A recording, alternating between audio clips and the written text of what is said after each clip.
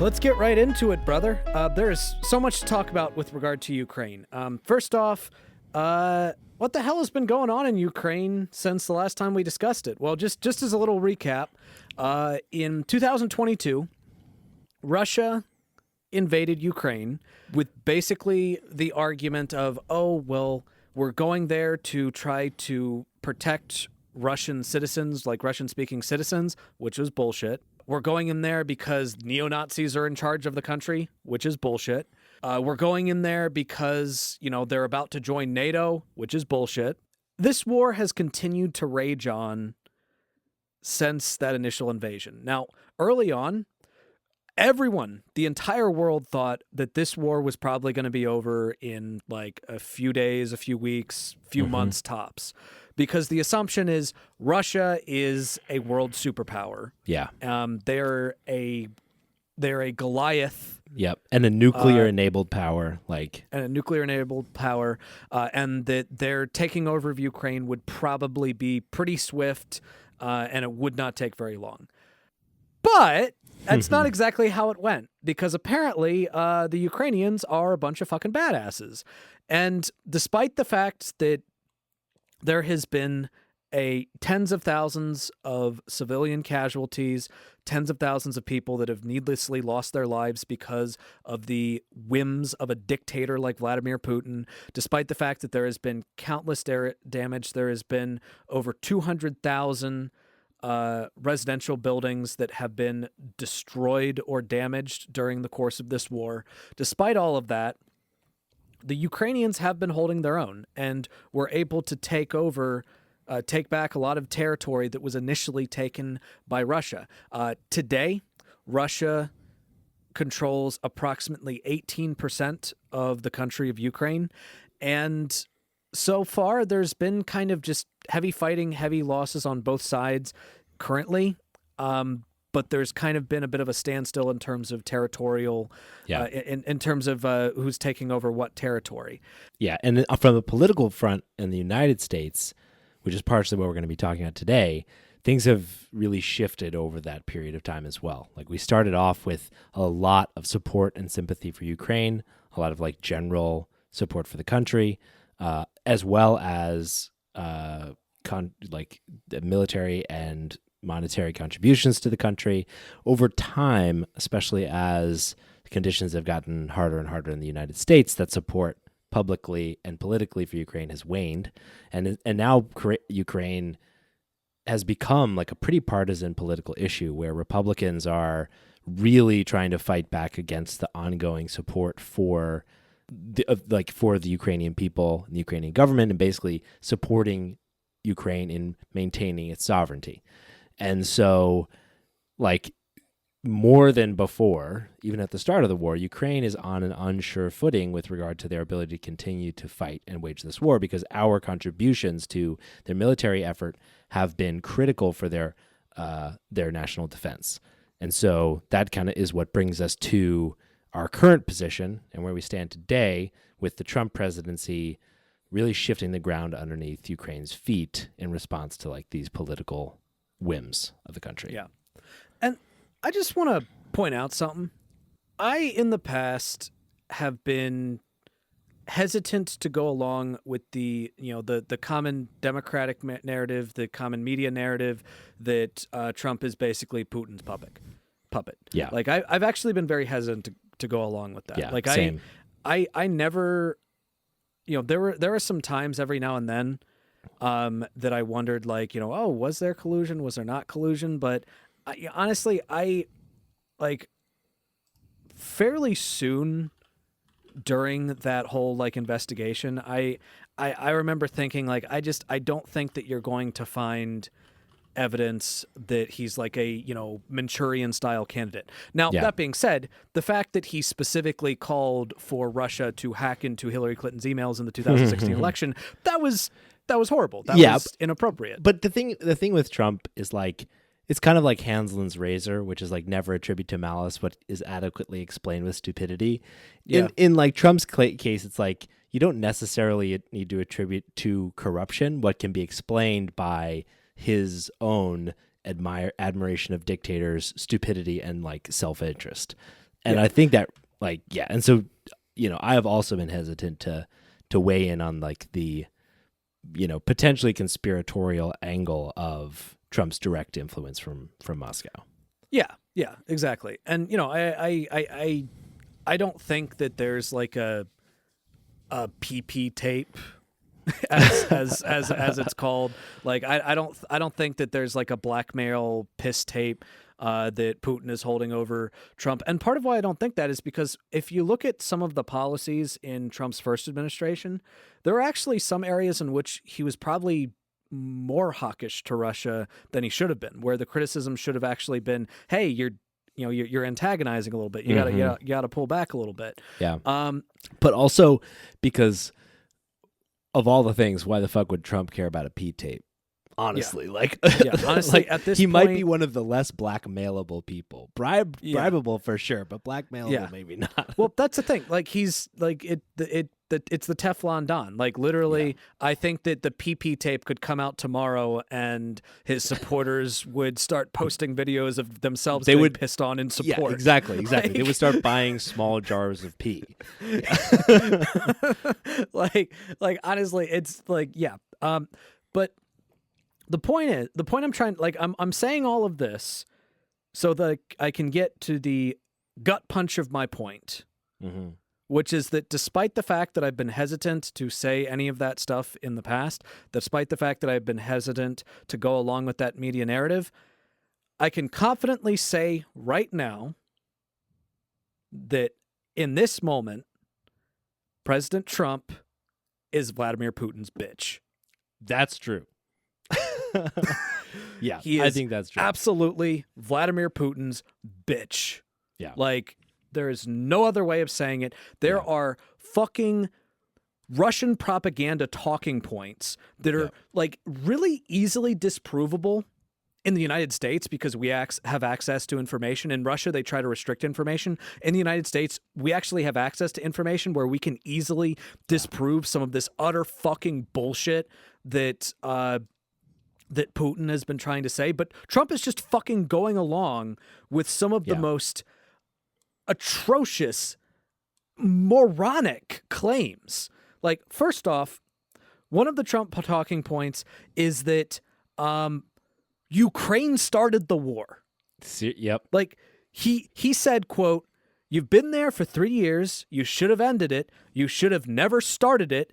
You could have made a deal. You should have never started it. They were the ones who were fucking invaded." I do understand that Trump doesn't exactly have the best track record for, respecting autonomy, and he's very much prone to blame the victim who is invaded. Yeah. I know that Trump doesn't really have much of a concept of, consent. But that's not but like to make that claim is so fucking divorced from reality that I honestly don't even know what to say at this point. Like that's so easily disprovable. Everyone saw it. Everyone saw the fact that Russia is the one that invaded Ukraine. And even Fox News is having interviews where they're talking to Trump about this, and they're like, okay, but we agree that Russia's the one that actually invaded it, right? Like these are fucking people that have been kissing his ass for the last like 8 fucking years. Yeah. And even they're just like Brian Kilmeade is interviewing him, and he's like, okay, but Russia did start this. Like Russia did start this. Okay. Yeah. So like, I think, and it's not just Trump. It's like actually like it's his administration too. So we know that it's not like Trump misspeaking, which he's apt to do because he's bad at thinking. But we know that it's not just mistakes because that we have got like other people in his administration moving towards this line. So specifically, his like special envoy to his peace negotiations with Russia that we'll talk about some more, Steve Witkoff, said, quote, "The war didn't need to happen. It was provoked. It doesn't necessarily mean it was provoked by Russians." Right? That was Steve Witkoff, like Trump's representative. And then Defense Secretary Pete Hegseth, right, when asked, to Nathan's point, on Fox News Sunday about like whether it was provoked and aiming to agree that Russia started this war, Pete Hegseth said it was, quote, fair to say it's a very complicated situation. And Witkoff went on. Witkoff went on to say later to when he was declining to blame Russians, like basically saying again that Russia was provoked because of Ukraine's ambitions to join NATO, which was, quote, a threat to Russians, right? And it's like, why would that be a threat to Russians? Maybe because Russia finds NATO a threat, and like maybe Witkoff skipped the NATO day in school or whatever because, like, I don't know, the U.S. founded NATO literally as a way to resist Russian aggression. And so it's like, it's just not an accident that they're declining to say Russia invaded, that they are shifting the blame to Ukraine, specifically in order to undermine the Ukrainian case for, sovereignty and the push to resist Russia. And they're even doing this at the UN, right? So first, the U.S. opposed a European drafted resolution which condemned Moscow's actions on the third anniversary of their invasion of Ukraine. And they were just one of 18 countries that voted against the resolution. Other countries that voted against that resolution, obviously Russia, North Korea, Belarus, Sudan. I mean, here's the thing. We've talked a lot on this pod in the past about various instances in which the United States has really not been the good guy historically. Yeah. But most of the examples that we point to about the United States not being the good guy is not to say that the other side was the good guy. Like in Vietnam, the United States, we were the bad guys, but the Viet Cong, they were also not great. Yeah, they were also bad guys. Yeah. They were also bad guys. In Afghanistan, we were bad guys. Russia was bad guys. The Mujahideen were bad guys. There were lots of bad guys. In the case of even in the Israel-Palestine conflict, the United States and Israel are bad guys. Hamas are also bad guys. Now, in each of those cases, the good guys are the civilians who are basically just, caught in the threshold. This is just one of those cases where just unambiguously we are the bad guys to the good, and the other side is the good guys. Ukraine is uncomplicated. They're the uncomplicated good guys, and we're the uncomplicated bad guys. Yep, totally.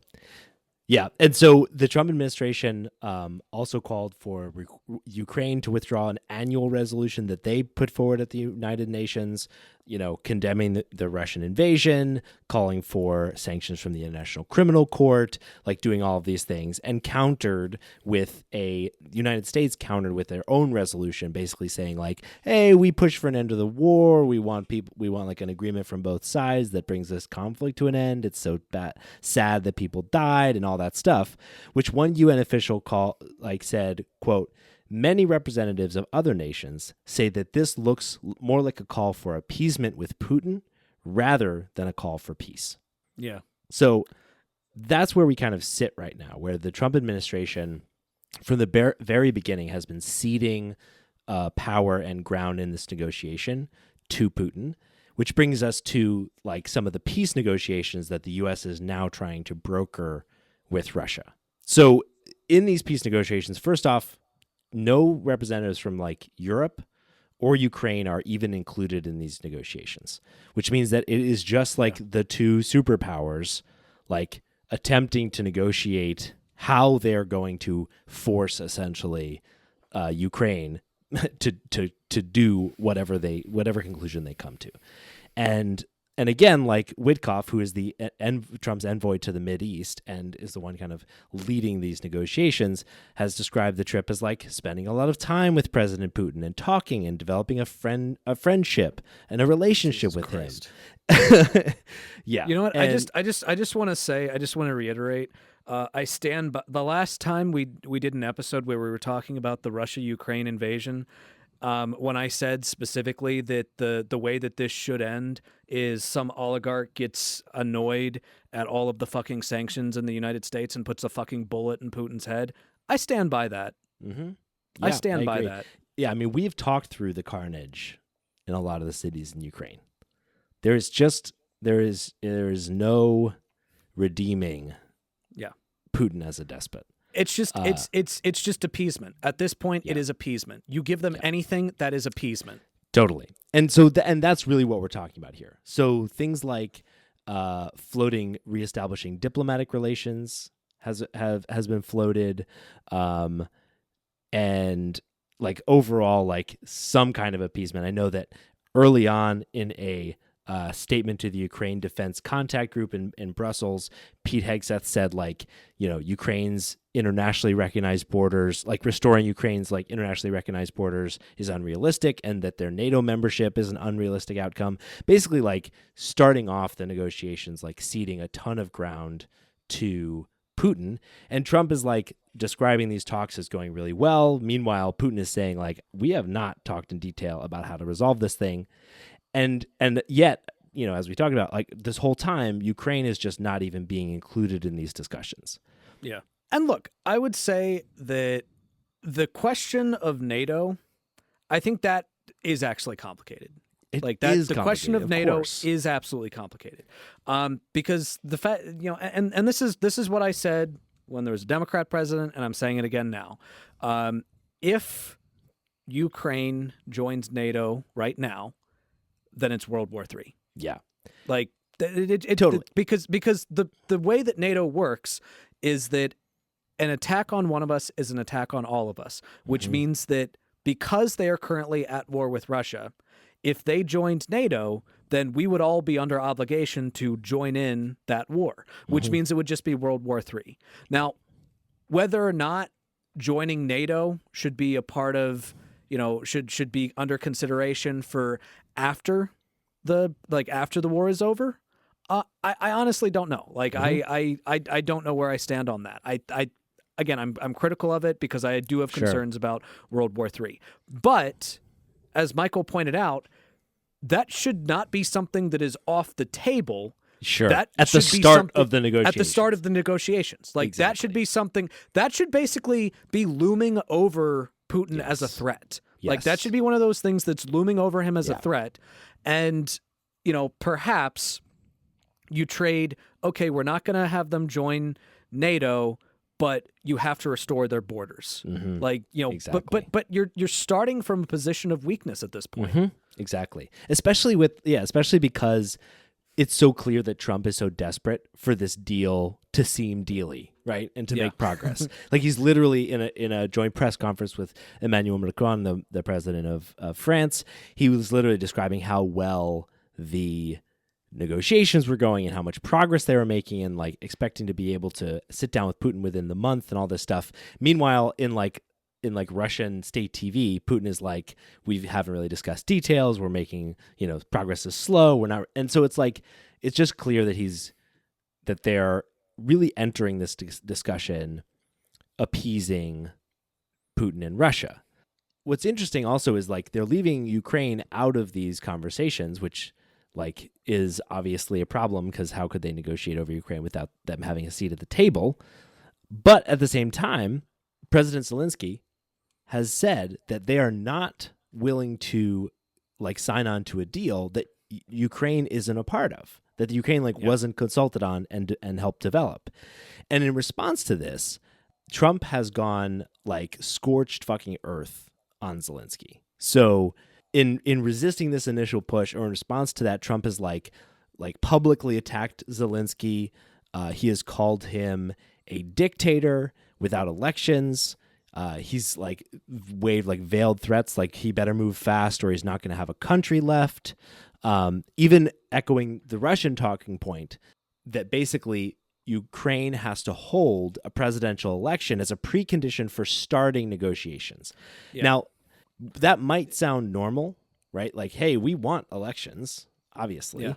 But it's clearly just a Russian tactic, literally a Russian talking point and a Russian tactic to string along negotiations and avoid them because the Ukrainian constitution right now, since being invaded, Ukraine has been under martial law, which is kind of what happens when your country is fucking invaded.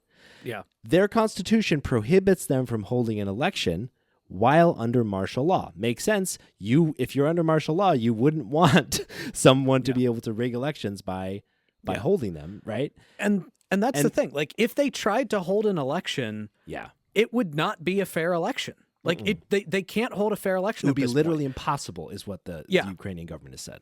Exactly. Like, according to the United Nations Refugee Agency, there is approximately 6.9 million Ukrainian refugees that are resettled in various places worldwide as of February of 2022. Mm-hmm. They wouldn't be able to vote. Yeah. There is approximately 800,000 soldiers that are currently serving in the Ukrainian armed forces, many of which are in an active struggle for, against Russians. So either they basically have to say, all right, you have to pull out of here real quick so you can go vote and then go back in, which is unrealistic, or you have to just say, well, none of you can vote, none of you can run. That's the other thing. Like, if they tried to hold an election right now, there would be no way, like, the number of people that would actually be able to run would be super limited. Now, look, I want to be clear. I am very critical of the concept of martial law in almost every circumstance. Agreed. This is literally the only circumstance in which it fucking makes sense. Yes. And I am critical of, of a leader staying in past their terms in almost every circumstance. This is literally the only circumstance in which it makes fucking sense. Totally. Like, and Trump is just repeating this bullshit talking point. He also claimed that Zelensky's support had hit rock bottom. He claimed that he's down to a 4% approval rating. Now, honestly, that number doesn't even fucking pass the sniff test. Yeah. Like, well, to be fair, a 4% net approval rating is like better than Biden last term. So. No. Not a 4% net approval rating, a 4% approval rating. Whoa. As in only 4% of the country approves of him. That doesn't seem right. That doesn't pass the That's sniff like test. just the people in the government. Yeah, when you consider the fact that, like, this dude has been fighting alongside Ukrainians, and, like, maybe that support has waned a bit because people are tired of I don't know, but the actual most recent reporting about public trust shows it at 57%. Yes. Yeah. And according to the Kiev Institute of Sociology. And in speaking in Kiev, just today, Wednesday, while we were recording this, he basically said that he wants to make sure that there are some pollsters that start conducting surveys so that he can give some accurate information to show the Trump administration. Yeah. The problem is, dude, like, it doesn't matter what you show the Trump administration. It doesn't matter what facts. He doesn't care about facts. Totally. He doesn't give a shit. Because the 4% number is directly listed, again, from Russian propaganda state TV. Yeah. That is where that number comes from. Yeah. And again, to your point, to counteract this narrative that Zelensky is a power-hungry dictator, right? He literally volunteered to step down if that is what it takes to get sufficient U.S. support in order to shift the war in their direction. He said, quote, "If, to achieve peace, you really need me to give up my post, I'm ready. I can exchange it for NATO membership. I don't plan to stay in power for decades, but we won't let Putin stay in power over Ukraine territories either." Yeah. So then I think, so all of this to me, it's weird, right? He is going after Zelensky, an ostensible ally. He's kowtowing to Trump or to Putin, and like starting off the negotiations on this weak footing, which is like, all of this seems really weird until you realize that grifters are going to fucking grift. Yeah. Because it's become clear that it's not about Ukraine or freeing them or ending the war, ending the carnage. It's about extorting Ukraine for protection money in order to cut a cushy deal for our access to their rare earth minerals. There is an initial draft for a deal, to guarantee continued support for Ukraine. And the initial draft demanded $500 billion in mineral wealth, basically up front, and then 50% of all of all mineral wealth in perpetuity. Yes. After that. Forever. And I want to be clear about something. That would have been a bigger blow to the Ukrainian economy, to the Ukrainian GDP, than the fucking Treaty of Versailles was to the German economy. Literally, this is a worse deal for the Ukrainians than the Treaty of Versailles was to the Germans. You know, the deal that basically destroyed their economy, that made it so that that people were literally burning their money because it actually made more sense to burn it than to use it to buy wood because it was a more efficient use of it. You know, the treaty that literally led to the rise of fucking Hitler because things got so fucking bad in Ukraine. Yep. That was the initial deal that he put out there. And, you know, it was interesting because I was sitting there thinking, like, what, you know, there obviously there's a level of imperialism, but, you know, what is so important about Ukraine? What is so important about mineral wealth in Ukraine?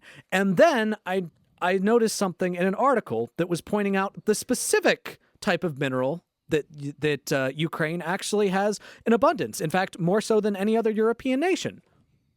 Lithium. Lithium is one of the primary minerals that is used in the creation of Tesla vehicles. Interesting that the mineral that is used in the vehicle that fucking Elon Musk, who, you know, is basically who basically bought the White House for Donald Trump. Interesting that just so happens to have a high, like, that just so happens to have large deposits in the country of Ukraine, and that right now, suddenly, Trump is very interested in access to those mineral deposits. I wonder what is fucking going on. Yeah, totally. Because 75% of Musk's wealth as over the last few years is Tesla stock. That's how he makes his money. And so, exactly. And Ukraine is a key player in these rare earth minerals like lithium, gallium, and other minerals that, to Nathan's point, are for electric car batteries, solar panels, but also military equipment. And Ukraine has approximately 5% of the world's supply of these minerals. So it is a treasure trove. So what we have here, right, is essentially, to Nathan's point, like a proposal that would put them in the position of like a 19th century colony being stripped of their minerals, where like we're essentially holding them hostage between giving us that and allowing Russia to take them over. And Trump has said we want our money back, right? We're going to get a good deal out of this so that we can make all the money back that we wanted. And his U.S. Treasury Secretary, Scott Bessent, who's the one that brought this deal to Ukraine, right? He said that, so one of the other important things about the deal is that it does not actually include, or did not actually include, any security guarantees. Yeah. So basically what they get is almost nothing. It's like a nod that will help them out. And what they give up is their whole economy. Yeah. And Bessent described this as like an implicit guarantee that if the United States of America is heavily invested in the economic future of Ukraine, I call it an economic security guarantee. Like, this is fucking mob boss shit. It's just like, hey, if our incentives are aligned such that you're my drug mule, and as long as you mule my drugs good for me, I'll take care of you. That is what we're literally bringing to the table here. And unfortunately, it appears like these tactics are starting to work. Yeah. So Zelensky is like at the table, right? Coming to talk about this negotiation. Apparently the administrations have agreed to a framework for the negotiation. Generally speaking, like the broad outline that we've seen so far is that it will include preferential and partial access to Ukraine's minerals, oil and gas supply, as well as, it may include some kind of security guarantee for Ukraine. And and will include like a ongoing commitment to support their efforts in Ukraine, and will not, according to Zelensky's administration, be as large as the extent of this like $500 billion commitment, or like control over their resources. But it seems like they're also pretty far apart on this negotiation, and it seems like there's probably a lot like more room to go before they'll have an actual conclusion. Yeah. And another thing I need people to also understand is that Trump is straight up lying about how much money we actually gave them. He's claiming that we gave them $350 billion. We actually gave them $183 billion. So nearly half of what he says. And he's also claiming basically that they don't even know where half the money went. That like it just, they gave the money to Ukraine and Ukraine just blew it. It disappeared or whatever in Ukraine. And the basis of that is that approximately about $70 billion worth of military aid was delivered directly to Ukraine, and then another $6 billion was in the form of things like training for soldiers, humanitarian relief, infrastructure recovery, stuff like that. And the rest of it, Zelensky said like he didn't know where that went. Now, importantly, that number is the money that was specifically appropriated by Congress. But one thing that's important to understand is that when it comes to congressional appropriations for some specific cause that involving international aid, especially when it comes to supporting another country militarily, it doesn't necessarily mean that every cent of that is going to be spent in that country. All right, because keep in mind, some of that money is going to actually be spent in the United States in order to pay military manufacturers to actually create the weapons or to potentially replace old equipment, which is then given to Ukraine. So like, we give them some of our older stuff that we don't use as much, and then we replace it with new equipment. So that the rest of that money is going into things like that.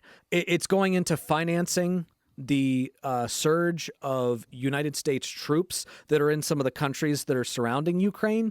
It's not like we just sent them $100 billion and they just said, oopsie, where'd it go? And he just misplaced it. That's not what happened. All right. Problem is, Trump is a fucking idiot. Exactly. That would require nuance to understand that's not what happened. That would require nuance to understand, and Trump is too fucking stupid to understand nuance.